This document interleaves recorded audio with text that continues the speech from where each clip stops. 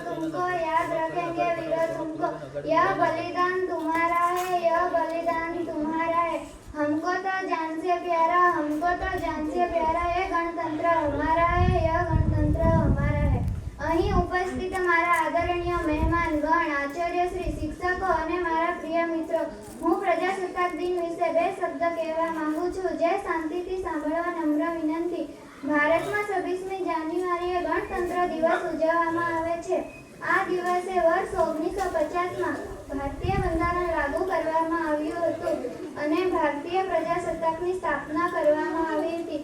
આ દિવસ તે મહાપુરુષોની યાદમાં ઉજવવામાં આવે છે જેમણે દેશ માટે આઝાદી મેળવ્યા પછી પણ તેને મજબૂત અને સમૃદ્ધ ગણતંત્ર બનાવવા માટેનું કામ કર્યું હતું। ભારતીય બંધારણના અમલ પછી ભારત પ્રજાસત્તાક બન્યું। આપણું બંધારણ આપણને યાદ અપાવે છે આપણે બધા સમાન છીએ અને એક દેશના નાગરિક છીએ અને આપણે આપણી ફરજો બજાવીને આવનારી પેઢીઓનું સારું ભવિષ્ય ઘડવાનું છે। મિત્રો, આજે આપણે સંકલ્પ લેવો જોઈએ કે આપણે સારા નાગરિક બની દેશની પ્રગતિમાં યોગદાન આપીશું અને દેશનું માન વધારીશું। અંતમાં એક શાયરી સાથે હું મારી વાત પૂરી કરું છું। तिरंगो ऊंचे लहराए, भारत माता ની જય બોલે। પ્રજાસત્તાક દિવસ પર સૌ મળીને કહીએ જય હિન્દ, જય ભારત।